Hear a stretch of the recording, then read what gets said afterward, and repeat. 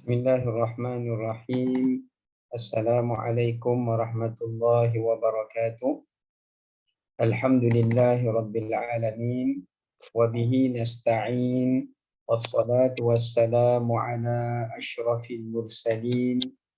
Sayyidina Muhammadin nabiyil karim. Wa ala alihi wa ashabihi ajma'in. Qala rabbi syrah li sadri. Wa yassir li amri. Wahlul 'uqdatam min lisani yafqahu qawli. Subhanaka la 'ilma lana illa ma 'allamtana innaka antal 'alim. You tengoklah bekas tu kalau rasa boleh. Wala quwwata illa billahil 'aliyyil 'azim. Allahumma 'allimna Ada iPhone balik kan kat sini. wa dhakkirna minhuma nusina.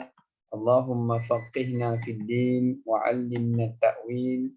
Wahdina ila siratikal mustaqim. Amma ba'd. Alhamdulillah, kita rafakkan puji dan syukur kepada Allah Ta'ala di atas segala rahmat dan kurniaannya. Pada petang ini kita masih lagi diberikan kesihatan, kehidupan dan keafiatan oleh Allah Ta'ala untuk dapat sama-sama kita menyambung kembali bagi kelas tadabbur kita pada petang ini.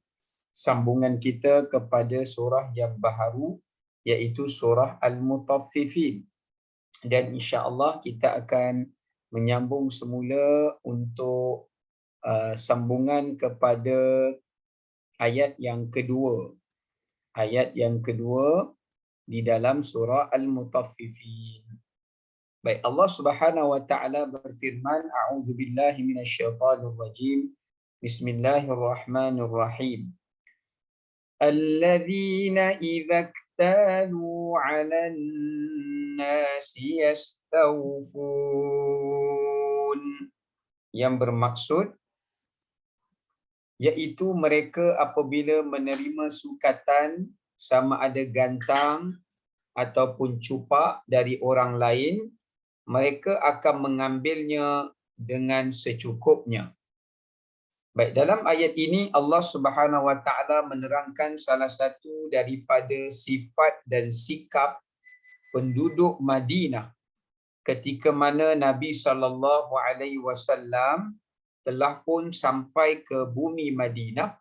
Ketika itu antara amalan masyarakat Madinah apabila mereka menimbang atau menyukat sesuatu barangan di atas timbangan dan sukatan, maka mereka akan menguranginya. Tetapi apabila orang lain menyukat atau menimbang hak mereka, mereka akan minta kepada orang yang menimbang itu untuk dilebihkan. Ya, untuk dilebihkan. Atau sekurang-kurangnya mencukupkan dengan kadar kecukupannya. Ini salah satu daripada sifat mereka, golongan al-mutaffifin. Ya, apabila mereka beli barangan daripada orang lain dan apabila orang menimbang barangan mereka atau menyukat sukatan barangan mereka, mereka akan minta supaya dilebihkan. Dan mereka juga akan minta supaya kalau tidak dilebihkan pun, maka dicukupkan dengan secukup-cukupnya. Namun apabila orang lain pula membeli daripada mereka secara timbangan atau sukatan, maka mereka akan menguranginya.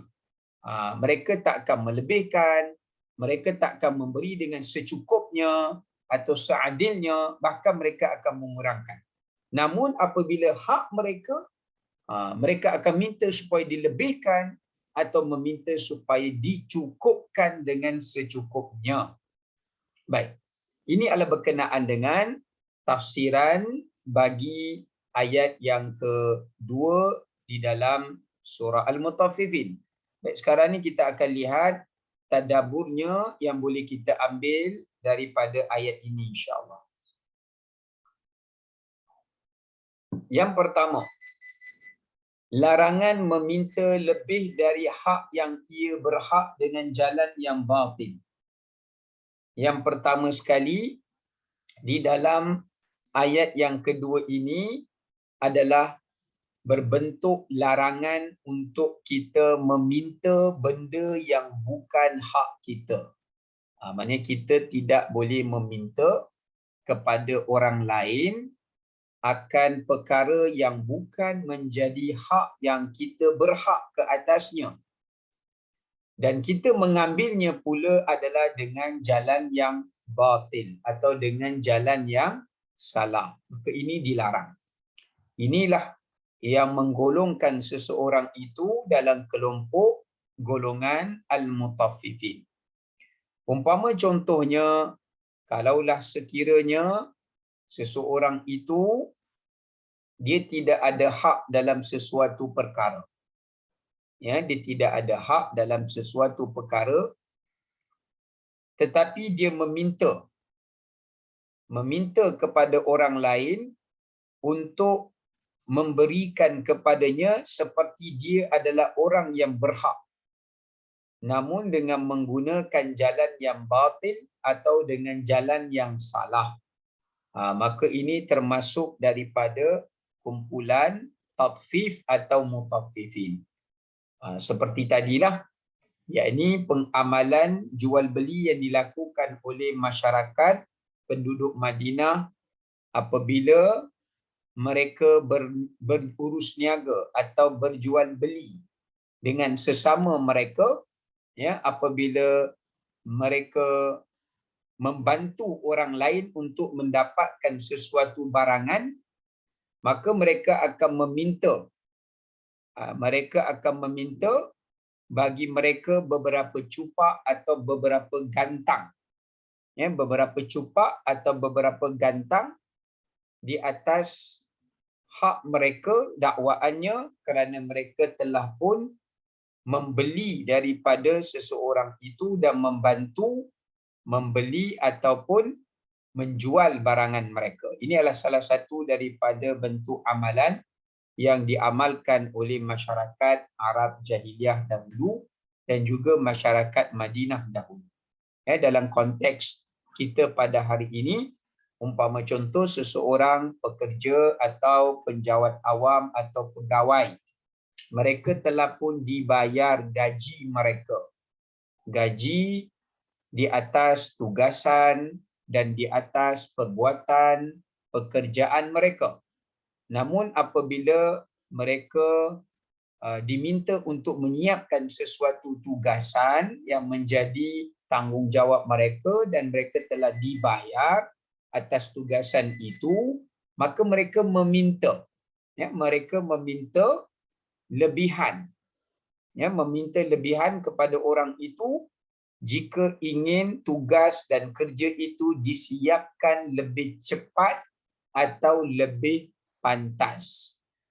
Sedangkan mereka tidak ada hak, namun mereka mendakwa mereka ada hak kerana mereka membuat kerja lebih dengan menyegerakan, membuat kerja lebih dengan menyegerakan tugasan itu, maka mereka mendakwa mereka layak mendapat upahnya.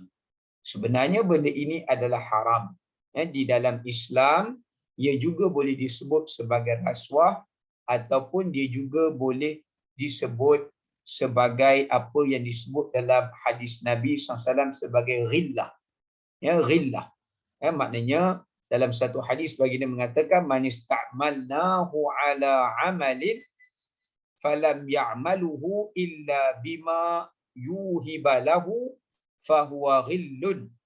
Sesiapa yang telah pun dipilih untuk melakukan satu tugasan dan telah dibagi upah padanya, namun apabila ia hendak melakukan tugasan itu, ia meminta tambahan sedangkan dia sudah mendapat upahnya, melainkan ia adalah perbuatan al-ghil. Al-ghil ni maknanya belenggu. Seperti mana di dalam ayat Al-Quranul Karim Allah berfirman dalam surah Al-Imran, ma kana linabiyyin ayyaghul.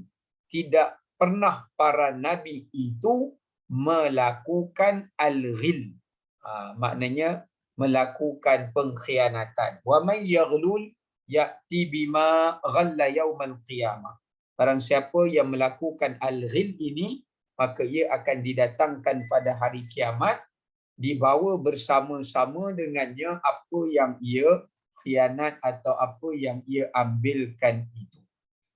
Baik, yang kedua, tuntutan berlaku adil dan jujur dalam menimbang dan menyukat timbangan. Ayat yang kedua ini dalam Mutaffifin juga menyatakan apabila kita hendak menimbang, kita hendak menyukat benda yang dijual secara timbangan atau secara sukatan, maka hendaklah kita berlaku adil. Berlaku adil ni maknanya adalah kita tidak mengambil hak orang. Bahkan adil itu maknanya kita menyempurnakan hak orang yang berhak dan kita tidak mengambil hak dan diberi kepada orang yang tidak berhak. Itu makna adil. Dan seseorang itu berlaku jujur. Maknanya jujurnya ia di dalam timbangannya, di dalam sukatannya, dengan tidak menguranginya ataupun tidak meminta sesuatu tambahan apabila ia mencukupkan atau melebihkan pada timbangan dan sukatan itu. Kerana ada juga di kalangan masyarakat Arab, bila orang minta supaya dicukupkan sukatan timbangan dia, tolonglah cukupkan, jangan kurangkan, tolong cukupkan timbangan saya. Boleh, saya nak cukupkan, tapi awak kenalah bagi saya hadiah, awak kenalah bagi saya apa-apa, saya akan cukupkan timbangan awak ini dan saya akan cukupkan sukatan awak ini. Maka ini adalah merupakan perbuatan yang diancam dan dilarang oleh Allah dan juga Rasulnya. Ya, maka ini menunjukkan kepada kita kewajipan berlaku jujur dan berlaku amanah, dan juga seseorang yang memiliki nilai integriti, kepercayaan kepada dirinya, orang lain terhadap dirinya, dengan sikap adilnya dan sikap jujurnya itu. Kerana sebahagian masyarakat Arab, apabila mereka berurus niaga dalam timbangan dan sukatan, apabila mereka menemui golongan orang-orang bangsawan, orang-orang kenamaan, maka mereka akan cukupkan timbangan mereka. Maknanya bila orang kaya datang beli, dia bagi, dia timbang dengan timbangan yang tepat, dia tak kurangkan, dia cukupkan. Tapi bila ada orang-orang miskin, orang-orang hamba, orang-orang golongan yang lemah datang hendak membeli daripada mereka, maka mereka akan mengurangi hak-hak orang itu kerana melakukan penindasan ke atas mereka, melakukan penindasan dan juga mengambil hak mereka. Maka ini adalah merupakan satu bentuk kezaliman yang sangat-sangat dicela dan dilaknat oleh Allah Subhanahu Wa Taala dan Rasulnya, kerana ia adalah merupakan perbuatan memakan harta hak orang lain dengan jalan yang batil. Ya, ini bertepatan di dalam surah An-Nisa di mana Allah Subhanahu Wa Taala berfirman, A'udzubillahi minasyaitonirrajim. Ya ayyuhalladzina amanu la ta'kulu amwalakum bainakum bil batil illa an takuna tijaratan an taradin minkum wa la taqtulu anfusakum. Sadaqallahul azim. Baik. Daripada maksud ayat tadi, Allah Subhanahu Wa Taala menyatakan bahawasanya wahai orang-orang beriman, janganlah kamu makan daripada harta saudara kamu itu dengan jalan yang batil, melainkan apabila terdapatnya keredaan. Maknanya orang tu tahu dan orang tu diberitahu dan dia redha dan dia halalkan, maka itu barulah maknanya dia redha dikurangi haknya. Kalau ada orang yang macam itulah, ya. Baik. Kemudian kita lihat kat sini, pada perkara yang pertama tadi saya lupa ya. Pada perkara pertama itu juga menunjukkan larangan untuk kita meminta lebihan bila kita memberi hutang pada orang lain, kerana dia boleh jatuh kepada riba. Ya. Dan larangan kita meminta-minta kepada seseorang yang telah kita bertanggungjawab untuk berbuat kebajikan atau memberikan pertolongan kita kepadanya. Kerana perbuatan itu adalah merupakan perbuatan ghulul yang kita bincangkan tadi, dan juga disebut sebagai as-suht di dalam Al-Quran. Kerana Allah mensifatkan orang Yahudi akaluna lis-suht. Mereka ni sangat suka makan hasil-hasil yang mereka minta kepada orang lain. Contoh, kalau nak tahu tentang hukum ini, bayar kat dia. Kalau nak mendapat keampunan, bayar kepada dia. Dia akan meminta dalam perkara-perkara kebajikan, dalam perkara-perkara agama dan dalam perkara-perkara yang lain, dan mereka meminta dengan ketetapan yang jelas, yang nyata. Ya, baik. Kemudian kita tengok yang ketiga, galakkan untuk melebihkan lebihan timbangan dan takaran dari kadar yang sepatutnya sebagai jalan menjauhi syubhat. Daripada ayat kedua itu tadi juga memberikan pada kita, kata para ulama, apabila kita menimbang hak orang lain atau menyukat hak orang lain, maka kita dituntut, digalakkan, bahkan menjadi satu tuntutan dalam agama untuk kita melebihkan timbangannya atau kita melebihkan sukatannya tanpa orang itu meminta. Ya, dia tak minta, tapi kita secara sukarela melebihkan. Kerana dalam Islam, mengurangi itu jangan kerana mengambil hak, tapi melebihkan itu menjadi hadiah dan sedekah kita kepadanya, tapi dengan syarat tanpa orang itu meminta untuk dilebihkan. Kalau orang tu minta dan kita lebihkan atas dasar kerana kita bergantung pendapatan kita pada orang itu, maka itu haram. Tapi kalau orang tu minta lebih, kita bagi tanpa kita bergantung kepadanya dari sudut pendapatan kita, ya, maka itu tak mengapa. Contoh, katakanlah satu orang dia pergi membeli barang, dia kata, tuan boleh tak bagi saya diskaun lebih daripada orang lain, sebab saya dah tolong promosikan. Jadi dia kata, okeylah, saya bagi kamu lebih diskaun daripada orang lain secara sukarela.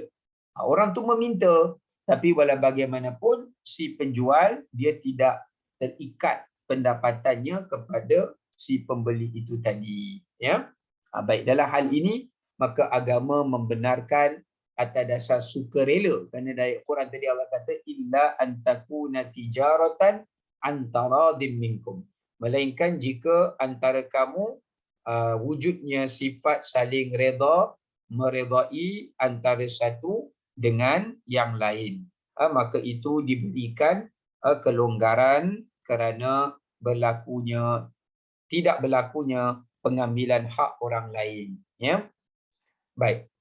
Bahkan dalam hadis Nabi SAW, baginda ada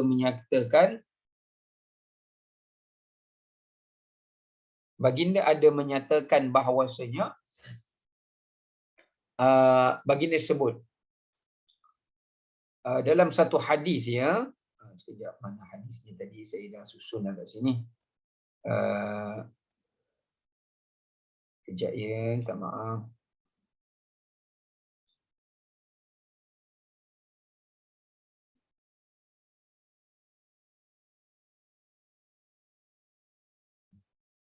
Okey.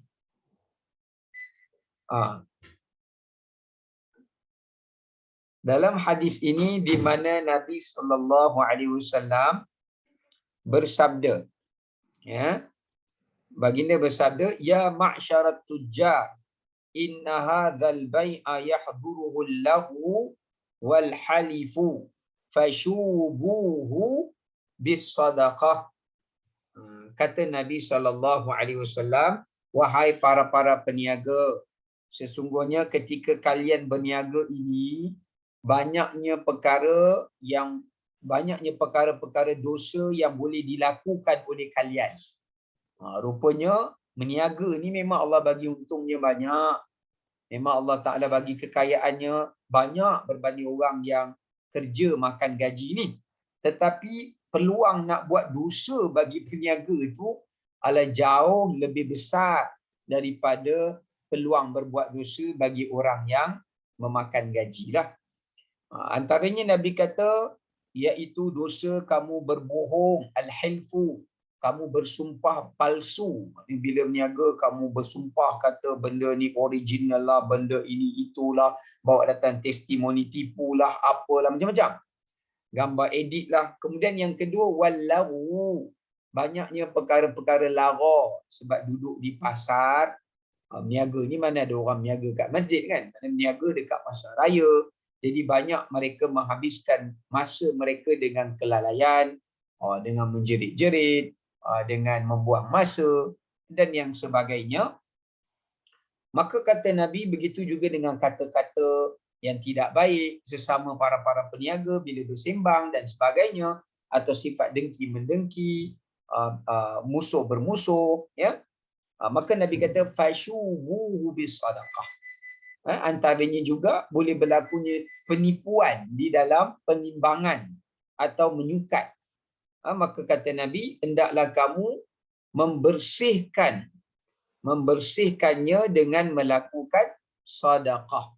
Maksudnya hendaklah kamu bersihkan pendapatan kamu itu adalah dengan melalui sedekah. Ini lakukan sedekah. Sebab tu ketika Nabi SAW meniagakan harta Sayyidatina Khadijah radhiyallahu anha bersama Maisarah, bila menimbang, bila menyukat, maka Nabi SAW selalu melebihkan timbangan itu kepada orang yang membeli. Nabi tidak memberi dengan secukupnya, tapi Nabi berikan lebih sedikitnya. Kerana bimbang, dia khawatiri takut penimbang itu rosak ke, ataupun sukatan itu salah ke, maka Nabi tidak mahu mengambil risiko dekat situ. Sebab itu para ulama kata, kalau kita nak mengelakkan daripada syubhat, terjatuh dalam lembah syubhat, jangan bila kita timbang hak orang lain kita bagi cukup-cukup, jangan. Tapi kita lebihkan. Kalau dia beli 100 gram, kita bagi dia 105 gram. Yang 5 gram tu kita sedekah padanya, atau 2 gram ke 3 gram, tak kisahlah, mengikut kemampuan kita.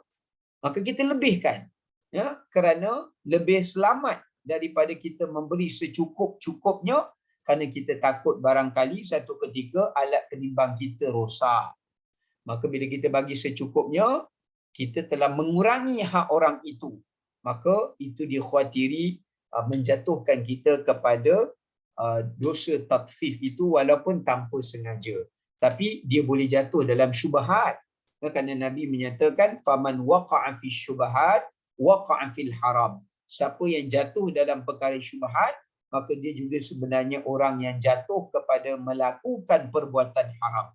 Maka disebabkan kerana itu, jalan selamatnya kita lebihkan apabila kita menimbang atau apabila kita menyukat sesuatu sukatan atau timbangan. Ya, insya-Allah lebihan itu Allah akan gantikan.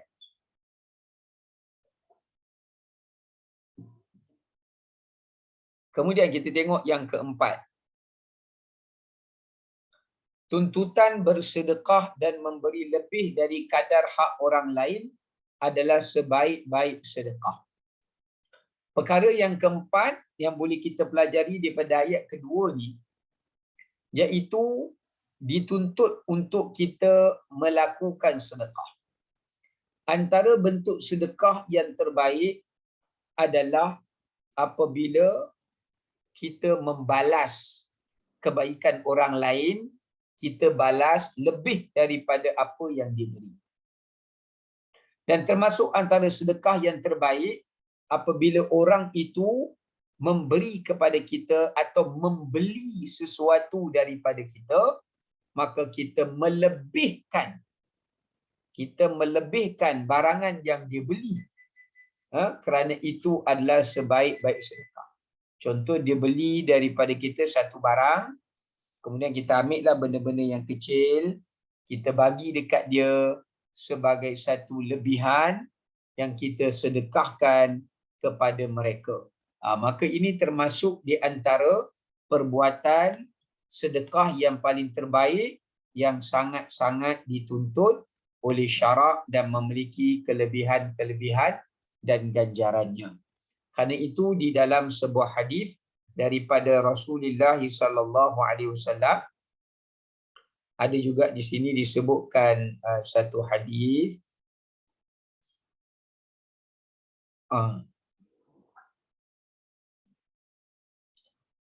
Dalam hadis ini di mana Nabi sallallahu alaihi wasallam bersabda, rahimallahu rajulan samhan idza ba'a, samhan idza ishtara, samhan idza iqtada. Baik, apa makna hadis ini? Nabi sallallahu alaihi wasallam, kejap ya. Mana tadi?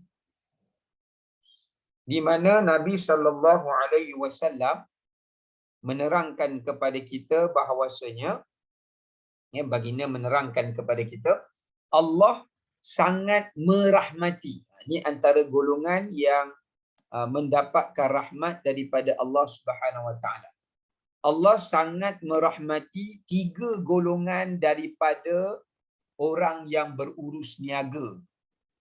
Jangan kita ingat dengan semayang ya Allah bagi rahmat, dengan baca Quran ya Allah bagi rahmat, dengan sedekah je dengan duduk majlis ilmu je Allah bagi rahmat.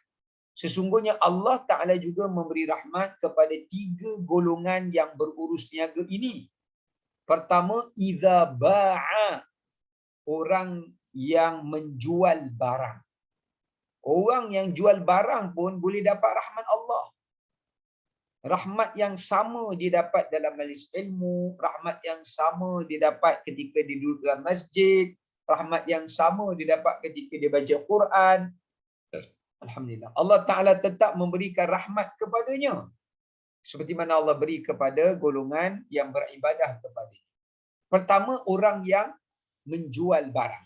Tapi jual barang yang macam mana, kata Nabi? Yang samhan. Samhan ni yang bertoleransi. Yang bertoleransi. Contoh orang tu macam ni. Dia jual barang, macam contoh tadi saya dah sebutlah yang pertama. Dia jual satu barang, bila orang tu beli kat dia, dia ambil, dia bagi hadiah. Okey puan, terima kasih beli. Okey, ni saya jual ya. Okey, ni adalah sikit. Ni ada sikit, saya berikan hadiah kecil saja. Dia bukanlah bagi satu buy one free one kan. Tapi kalau konsep buy one free one tu sama lah juga tu, masuklah tu. Peniaga yang Allah beri rahmat.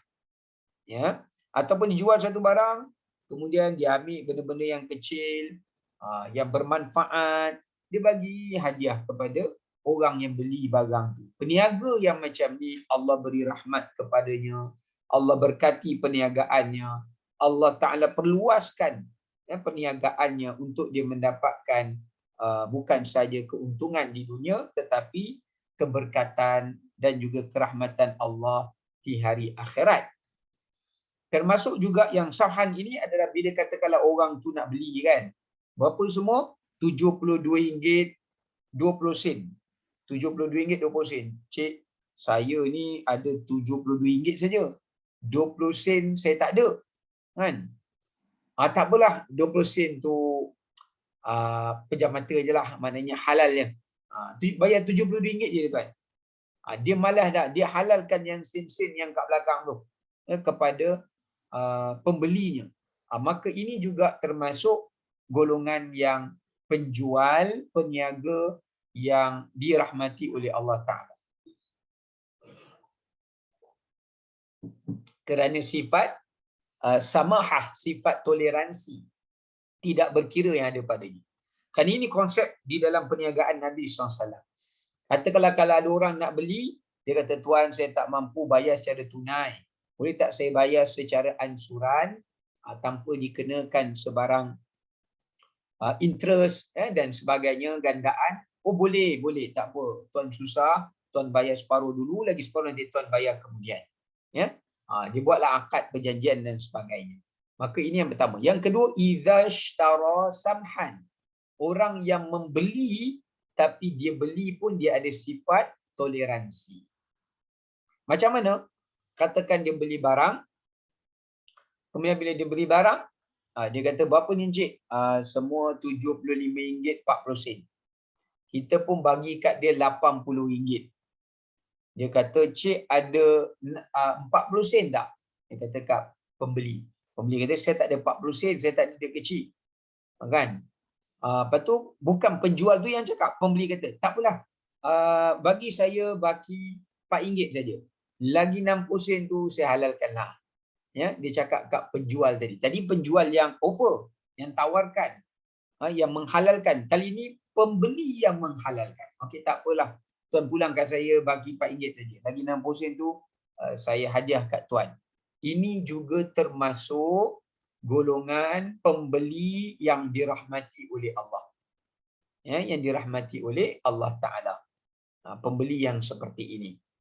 Sama juga termasuk pembeli yang seperti ini adalah apabila dia tidak meminta diskaun, pengurangan harga secara berlebih-lebihan sehingga boleh memudaratkan keuntungan para penjual.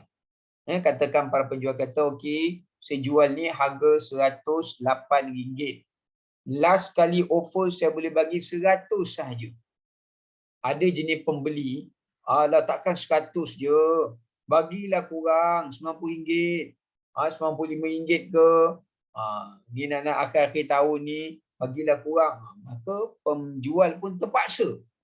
Kerana dia nak habiskan clearance stock dia, nak habiskan stok dia. Maka ini juga boleh membawa kepada perbuatan yang ditegah oleh syarak. Kerana dikhawatiri kalau dia terlalu memaksa para penjual itu, menyebabkan para penjual itu terpaksa mengurangkan bukan keuntungannya, bukan dia kena sacrificekan keuntungannya saja, tapi dia kena sacrificekan modal dia. Dah sampai peringkat bukannya dia rugi untung saja, dah sampai kepada modal pun dia kena tanggung. Bila dah sampai kepada peringkat seperti ini, maka ia termasuk daripada perbuatan yang ditegah dan dilarang oleh syarak. Ya. Baik. Ini kita memberi lebih. Yang ketiga, ini kita sebut jenis-jenis pembeli tadi kan. Yang ketiga adalah idzaqtada, mereka yang membayar hutang atau membalas sesuatu pemberian. Iaitu bila orang beri kepada kita satu pemberian, maka kita membalas kepadanya dengan pemberian yang jauh lebih baik. Dia belanja kita, kita belanja dia dengan belanja yang jauh lebih baik daripada apa dia belanja kita. Dia bagi kepada kita sesuatu, kita balas balik kepadanya dengan sesuatu yang jauh lebih baik daripada sesuatu yang dia beri kepada kita. Ya. Termasuklah apabila seseorang memberi kepada kita pinjaman hutang. Lalu bila kita bayar balik kepadanya, kita membayar balik kepadanya lebih daripada jumlah yang kita berhutang dengannya.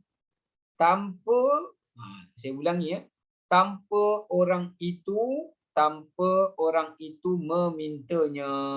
Kalau dia minta, lalu kita tunaikan dengan memberi lebih, maka benda itu adalah haram dan tidak dibolehkan kerana dia termasuk daripada perbuatan riba. Ya, dia termasuk daripada perbuatan riba. Maka ia adalah sesuatu yang ditegah dan dilarang oleh syarak. Ya, maka ia tidak dibenarkan. Okey. Baik.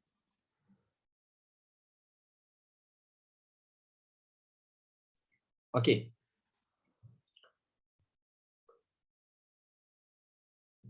Kalau dia tak meminta tak apa ya. Kalau dia tak meminta, maka itu tidak menjadi masalah. Contoh, orang tu bagi kat kita pinjam RM500. Bila kita nak bayar kat dia, kita bayar dekat dia RM600 atau RM550 kita bayar balik kepada dia. Tapi dia tak pernah sebut pun. Dia tak pernah sebut pun kata nanti saya bagi kamu pinjam banyak ni, kamu bayar balik dekat saya banyak ni ya. Dia tak sebut pun macam tu. Tapi kita dengan secara sukarela memberi bayaran lebih itu kepadanya sebagai tanda terima kasih kita kepadanya. Maka ini termasuk di antara perkara yang dituntut oleh syarak. Ya, perkara yang dituntut oleh syarak. Benda ini adalah perkara yang sangat digalakkan oleh baginda Nabi SAW kerana Nabi SAW sendiri pernah berhutang. Nabi SAW sendiri pernah berhutang dengan seorang lelaki, kemudian bila dia datang menuntut hutangnya kepada Nabi SAW, apabila baginda hendak membayarnya, maka baginda Nabi SAW membayarnya dengan lebihan. Nabi SAW membayarnya dengan lebihan daripada jumlah yang ia memberi pinjam kepada baginda Nabi SAW. Sehingga kan baginda bersabda dalam satu hadis, khairukum ahsanukum qadaan. Sebaik-baik kamu adalah orang yang paling terbaik di dalam membayar semula pembayaran. Dalam membayar semula pembayaran. Maksudnya bila kamu bayar balik, kamu bayar dengan cara yang terbaik. Kamu bayar dengan cara yang terbaik itu adalah kamu melebihkan bayaran kamu itu. Maka itu yang dimaksudkan di dalam hadis baginda Nabi sallallahu alaihi wasallam sebagai orang yang terbaik. Okey. Sekarang ni kita masuk pada ayat yang ketiga ya.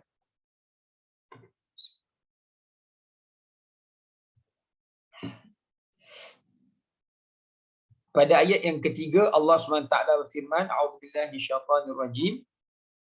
Wa idza kaluhum aw wazanuhum yukhsirun. Kata Allah Subhanahu wa taala, Allah Taala menjelaskan, dan sebaliknya apabila mereka menyukat atau menimbang hak orang lain, mereka pula mengurangi hak orang lain itu. Apabila hak mereka minta dicukupkan, tapi bila hak orang lain mereka ingin mengambilnya, mereka ingin memperdayakannya dan mengambil dengan jalan yang salah, maka ini termasuk di antara perkara yang tergolong seseorang itu dalam kelompok kalangan golongan al-mutaffifin atau kalangan golongan orang yang melakukan dosa tatfif, yang melakukan dosa tatfif. Baik. Kita tengok tadabbur kita dekat sini ya.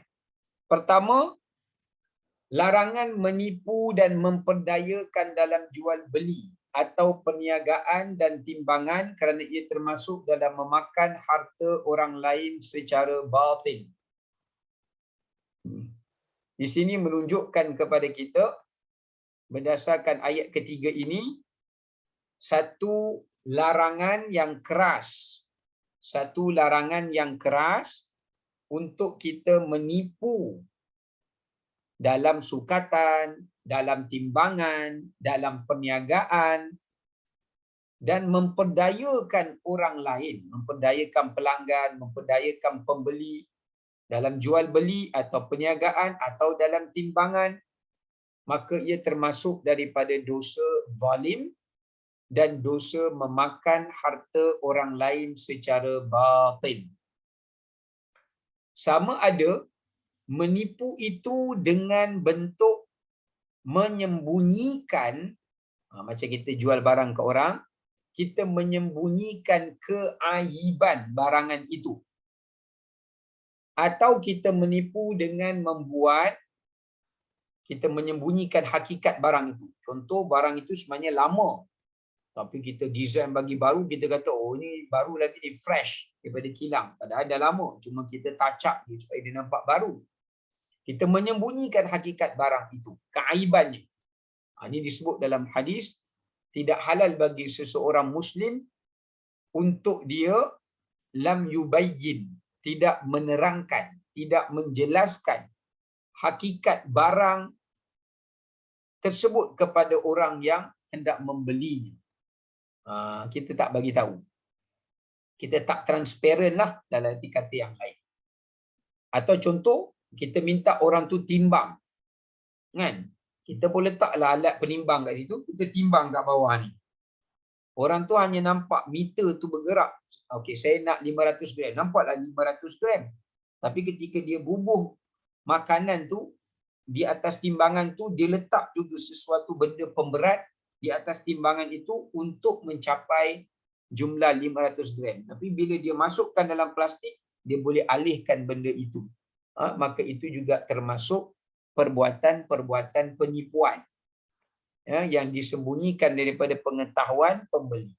Sama ada dia sembunyikan atau menipu itu dalam bentuk dia menipu maklumat. Dia beritahu maklumat macam ni, sebenarnya lain. Itu pun sama juga. Atau menipu itu adalah dalam bentuk dia menipu kategori, dia menipu kualiti, dia menipu saiz. Oh, dia kata ini paling besar, ini kualiti paling bagus. Sebenarnya tidak. Dia bagi yang downgrade, dia bagi yang grade biasa, tapi dia menipu. Dan apa jua bentuklah penipuan yang lain. Sebab tu dalam Islam ada melarang 5 perkara transaksi jual beli yang termasuk di antara larangan di dalam hadis Nabi SAW. Sebenarnya banyak lagi lah, tapi 5 perkara ini antara yang saya dapat highlightkan di dalam dalam kita punya perbincangan tadabbur inilah, ya. Baik. Yang pertama namanya al-ghubun. Yang pertama namanya adalah al-ghubun.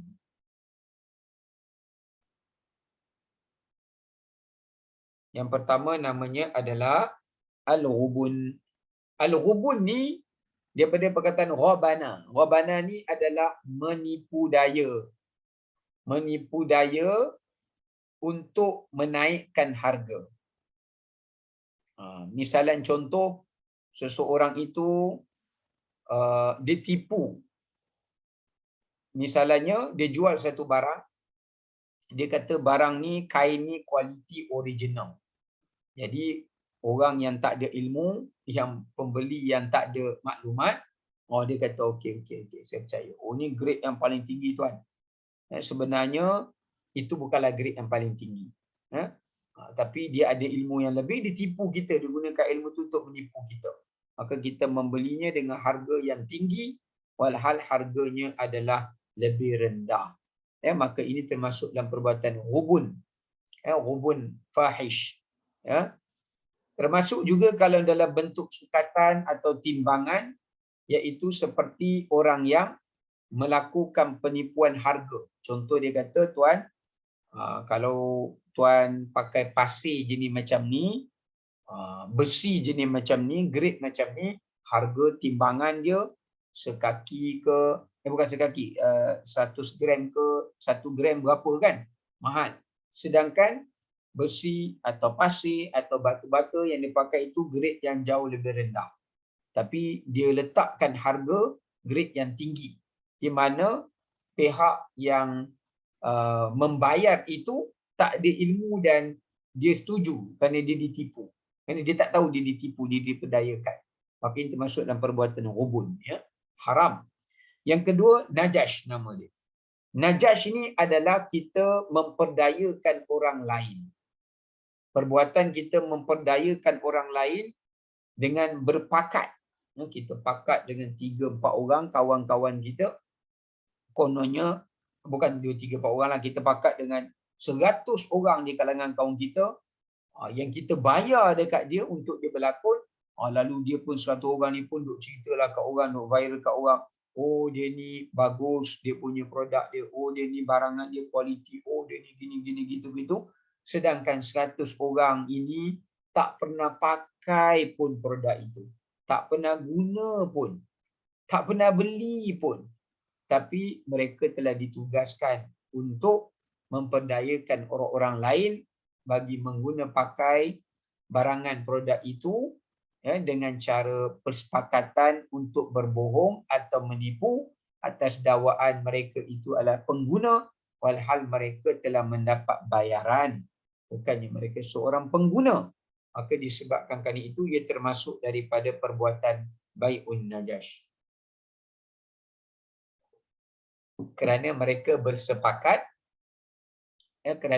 bersepakat untuk melakukan penipuan. Kalau zaman masyarakat Arab dulu, mereka bayar 20-40 orang, lepas tu 20-40 orang ni masuk satu kedai, gili-gili, yang ni masuk, yang ni keluar, yang ni pula ganti, yang ni keluar, yang ni pula, supaya bila orang tengok, ish, ramainya orang pergi ke kedai dia, mesti barangannya bagus, mesti barangannya berkualiti. Padahal orang yang masuk keluar tu semuanya adalah merupakan satu lakonan sahaja, bukannya masuk beli pun, tapi benda tu dah dipakat. Okey, kamu masuk, ambil barang ni, keluar, nanti pulangkan balik. Hanya untuk memperdayakan orang lain. Sama juga kalau sekiranya orang itu cuba menipu dalam timbangan dengan dia berpakat. Dengan dia berpakat, umpama contohnya dia berpakat dengan orang yang menimbang, supaya di timbangan diletakkan produk yang berbeza kualiti, ataupun disettingkan timbangan itu dengan setting yang salah. Bukan timbangan barangan saja. Kalau kita pergi naik taksi ke apa ke, kalau disetting meter itu dengan setting yang salah, di-adjust, kita tak ada ilmu, kita main naik je, dia adjust tu, maka dengan tujuan untuk menipu atau mengambil harta hak orang lain. Kalau sistem tu tak boleh adjust, tak apalah, ni andai kata kalau boleh adjust lah, boleh adjustable, maka dia adjust untuk memperdayakan orang lain, maka itu termasuk daripada perbuatan,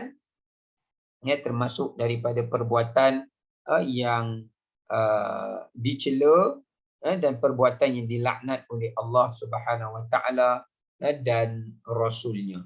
Ini adalah satu perbuatan yang sangat dibenci oleh Allah. Yang ketiga adalah khidah'.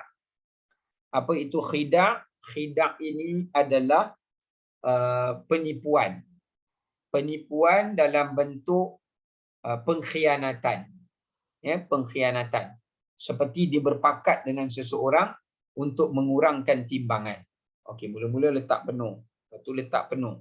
Lama-lama bila kamu menimbang, kamu kurangkan. Masa awal je kamu lebihkan supaya orang tidak menyedari perbuatannya. Tapi bila sampai masanya beberapa ketika dia mengurangi hak orang itu tanpa disedari. Maka ini menunjukkan termasuk daripada ancaman dan larangan daripada Allah Subhanahu Wa Taala. Dan yang keempat adalah al-makar. Al-makar. Al-makar ini juga adalah merupakan satu perancangan untuk menipu dayakan orang lain dengan muslihat. Dia buat persepakatan untuk menipu orang lain.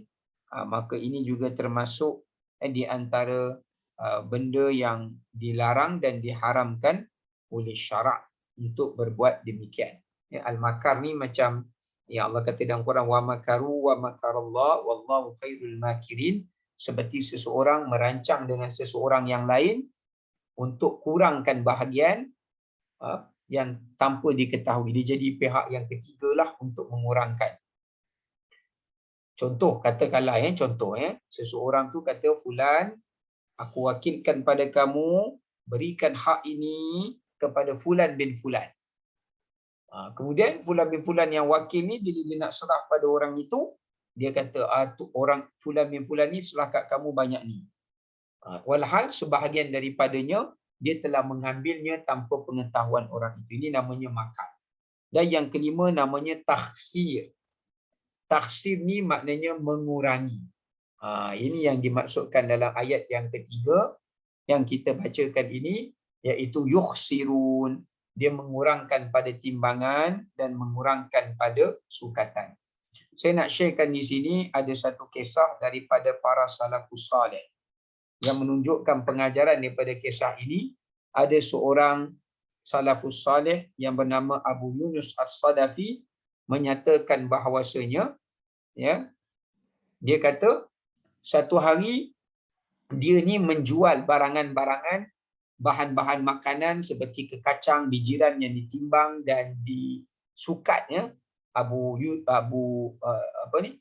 Yunus As-Sadafi ni dijual, dia seorang peniaga, dijual satu benda yang ditimbang dan disukat. Satu hari bila orang nak membeli daripadanya, nak kata waraknya dia, berhati-hatinya dia daripada mengurangi, dia bukan setiap kali orang beli dia lebihkan lebihan timbangan pada orang lain. Setiap kali orang beli banyak ni dia lebihkan, setiap kali orang beli dia lebihkan. Tapi dalam masa yang sama, dia bimbang kalau sekiranya timbangan dia itu rosak, penimbang dia itu rosak, walaupun dia dah lebihkan, dia masih takut kalau penimbang itu rosak yang banyak, bukan rosak yang sedikit. Sebab zaman dulu penimbang ni bukan pakai meter digital macam kita kan, dia pakai penimbang yang begitu, ya. Jadi sampai kepada peringkat dia minta supaya orang yang hendak membeli daripadanya membawa penimbang sendiri. Dia mengesyorkan kepada pembeli dia, pelanggan dia, kalau datang nak beli barang pada dia, bawa penimbang juga. Saya pun ada penimbang, kamu pun bawa penimbang. Dia syaratkan begitu. Lepas tu orang tanya, untuk apa? Kami mempercayaimu. Oh, dia kata bukan soal mempercayai, tapi soal aku takut. Lalu bila orang beli, dia lebihkan, letak atas penimbang orang tu tengok, lebih ni. Tak apa, ambil. Kalau penimbang kamu betul, okey, silakan.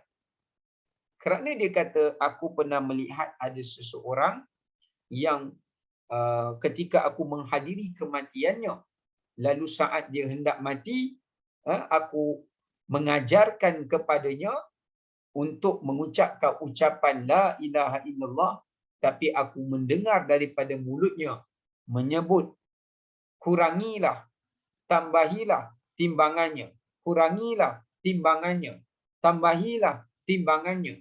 Maka aku tidak memahami, sehinggalah aku bertanya kepada orang yang berada di sekelilingnya pada ahli keluarganya, maka mereka mengatakan dia dahulu adalah seorang yang ditugaskan untuk menyukat dan mengurangkan timbangan seseorang. Bila orang yang kaya, dia suruh lebihkan timbangan, nanti dia dapat hadiah. Ya, orang bagi kat dia hadiah sebab dia lebihkan timbangan orang itu daripada kadar sepatutnya. Tapi bila orang biasa, dia kurangkan. Dia kurangkan. Yang lebih itu, katakan sepatutnya 100 gram, dia bagi 95 gram, 5 gram lagi tu dia ambil. Tapi dia kata tu 100 gram, 5 gram tu dia ambil, lalu dia jual untuk dia dapatkan untungnya. Maka sejak daripada hari itu, Abu Yunus As-Sadafi sangat berada dalam ketakutan, sehinggalah dia mensyaratkan syarat yang seperti itu kerana khawatir tidak mahu terjebak di kalangan golongan yang termasuk dalam kelompok tersebut, ya. Baik, wallahu taala alam. Sekadar itu kita pada petang ini, insya-Allah kita akan menyambung pada siri yang akan datang. Assalamualaikum warahmatullahi wabarakatuh. Waalaikumsalam Ustaz. Terima kasih banyak-banyak. Waalaikumsalam. Terima kasih Ustaz.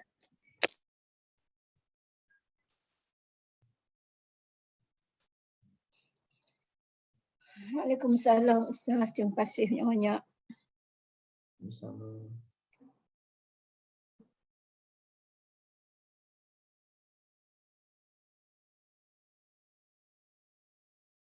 Tidak ada ayat yang berkaitan dengan pemberian ilmu, ya Ustaz.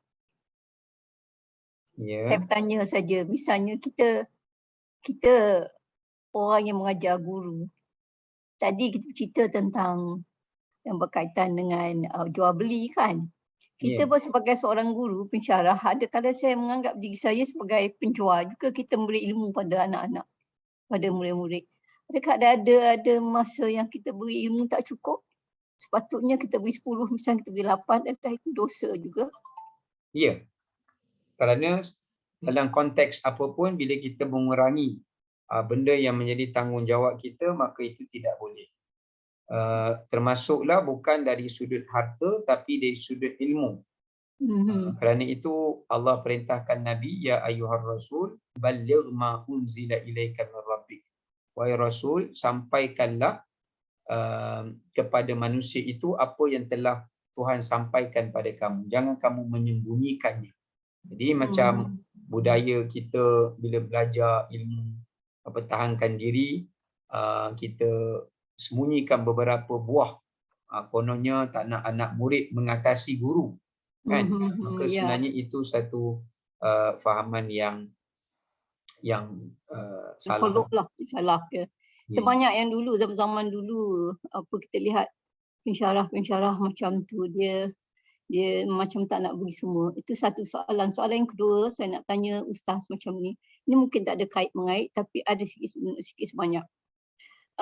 Ustaz selalu mengatakan bahawa kalau kita dalam majlis ilmu ini, lebih baik dalam majlis ilmu daripada baca satu Quran pun habis 30 juz. Betul kan Ustaz? Ya. Ada Ustaz kata macam tu kan. Kita duduk dalam majlis ilmu lebih baik daripada kita membaca Quran 30 juz ataupun sembahyang 100 rakaat dan 1000 rakaat. Itu persoalan saya macam ni. Kalaulah dalam majlis ilmu itu kita nak duduk, tetapi kita rasa orang yang mengajar tu Ustaz menjadi terlalu menjadikan kita rasa keluar dalam hati kita, rasa sakit hati, marah, terlalu sangat memuji diri, cerita yang bukan-bukan, cerita yang tiada kena mengena-mengena. Boleh tak kita tinggal orang macam tu? Dan kita pergi sembahyang isyak kan sekarang kan selalu dalam online. So, biasanya mula daripada pukul 8, contohnya 8.40 isyak. Tetapi kita nak tinggal dalam majlis ilmu, tetapi lihat, ini tak semualah, ada satu dua ustaz yang memang dia yang regular keluar tiap-tiap minggu, tapi dia ni terlalu 1 jam yang diberi itu, saya rasa 20 minit, 30 minit dia menyanyi, dia cerita diri dia, apa semua.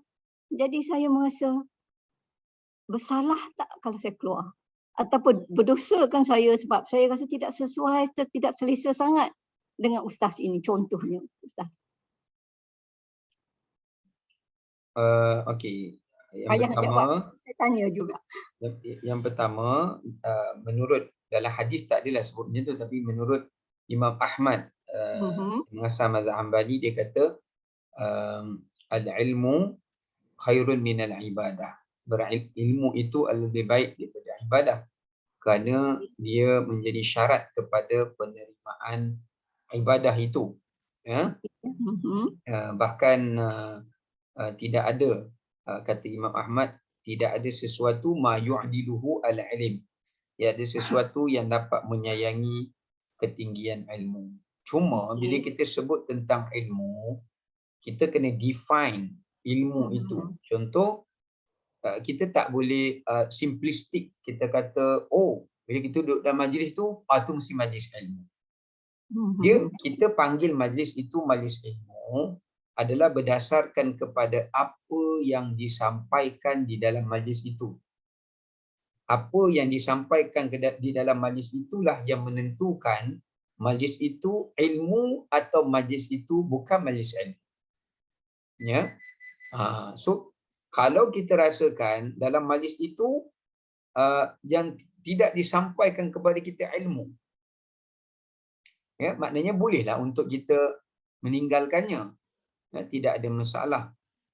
Melainkan kalau dia itu adalah merupakan majlis yang ilmu, yang menjadikan kita insaf, menambahkan pengetahuan kita dan juga menjadikan kita lebih faham, dan lebih memperbetulkan keraguan kita ataupun salah tafsiran kita, maka itu lebih baik untuk kita duduk di dalam majlis tersebutlah.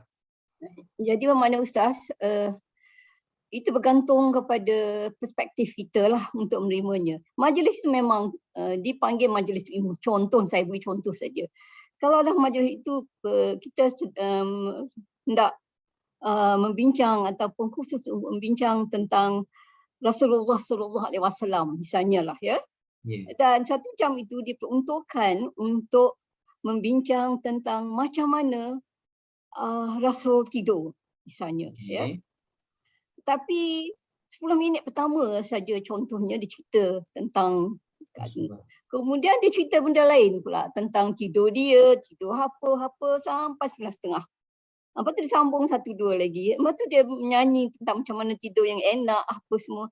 Dia memang ustaz yang besar. Jadi timbul keraguan dalam diri saya ke yang terlalu, my expectation is very high in terms of ustaz ni ajarlah betul, sebab kita kalau dalam darjah dengan pensyarat dengan pelajar boleh beritahu misalnya doktor you are not talking the right things or you are talking nonsense, we can say that. Tapi kita diajar dengan ustaz ni, kita terpaksa walaupun kita dengar apa dia bercakap tu terlalu remeh-temeh tapi kita terpaksa diam. Itu yang saya nak tanya ni untuk betulkan diri saya, mungkin perspektif saya yang salah ataupun memang kalaulah keadaan macam tu kita boleh tinggal, mana tidak ada nak tinggal, nak rasa salah sebab dia kata dalam majlis ilmu seperti itu tidur pun tak apa, jangan tinggal majlis. Dalam keadaan saya sekarang ini hanya mengharapkan majlis-majlis ilmu yang dalam online seperti ini dan tidak banyak boleh dipilih sebab itu saja boleh pilih. Kalau dulu tu boleh pergi dari satu masjid ke satu masjid, kelas duha, kita boleh cari ustaz mana yang sesuai dengan diri kita, bukan kita dia bagus tak bagus, sesuai dengan ilmu kita, dengan cara pemikiran kita, analitikal kita dan sebagainya. Tapi sekarang ni saya hanya bercakap pada ustaz nak mendapat lebih daripada mendapat ilmu nasihat. Ataupun saya terlalu, my expectation of the ustaz terlalu tinggi sehingga saya rasa ramai di antara yang sekarang dalam online ini yang mengajar hanya nak cukup 1 jam, 15 jam tapi pengisiannya agak longgar sikit. Saya kata longgar sikit. Macam mana tu ustaz? Diri saya tak orang lain tu lainlah, tapi diri saya sendiri. Boleh ke tidak kalau saya nak belajar tapi dalam keadaan macam tu, daripada saya rasa tertekan, rasa sesak nafas, nak habis nak dengar tu, saya tinggalkan saja.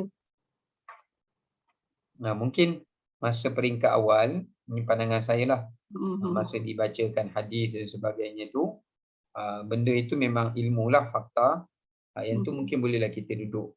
Lepas tu kalau dia dah mula Dia mengarut cerita benda yang bukan tu, itu kita boleh abandon lah, kita boleh tinggalkan. Okey, itu saya nak dengar ustaz sebab saya tanya kawan-kawan kan ustaz kata kena duduk sampai akhir, itu yang menjadikan ya Allah ya Tuhanku, kata betul-betul mencabar. Itu yang kita orang putih kata challenge your intelligence tu, macam nak duduk tidak. Jadi sebab ilmu agama selalu dikata tak boleh buat tu, tak boleh, itu kita ikut saja. Sekarang 2 tahun kan kita hanya ikut online saja, jadi orang kata kita terpaksa ikut apa yang ada saja, yang ada dalam online. Kita tak boleh pergi. Tambah saya tanya ustaz, orang lain tak ada kan, minta 5 minit ustaz. Saya sebagai seorang yang orang kata duduk seorang sekarang ni, saya tak bebas nak pergi sana sini lagi. Contohnya kalaulah misalnya dah ada kelas duha mana, saya rasa saya tak boleh buat kereta sendiri, sesenang saja buat kereta pergi sebab saya rasa diri saya ni masih tak boleh buat macam tu lagi. Tu hanya dengan online sajalah yang selesa untuk saya. Ya, betul. Saya minta nasihat Cik Ustaz. Boleh, tak ada masalah kalau kekangan tugasan kita ataupun kemampuan kita tu. Kalau tak mampu, daripada kita tak dapat, kerana para ulama kata la yudraku kulluhu la yutraku julluhu. Kalau kita tak boleh buat kesemuanya, jangan kita meninggalkan kesemuanya. Jadi kalau kita tak mampu secara fizikal, kita janganlah tinggalkan semuanya. Kita mampu secara online, jadi kita proceed dengan online lah. Online sajalah. Yeah. Tapi memang betul orang yang single lady macam saya sekarang ni, yang suami dah pergi, saya tak boleh bebas nak pergi turun naik masjid, kelas duha mana-mana, because sekarang ni kalau masjid negeri tu yang arwah dengan saya dulu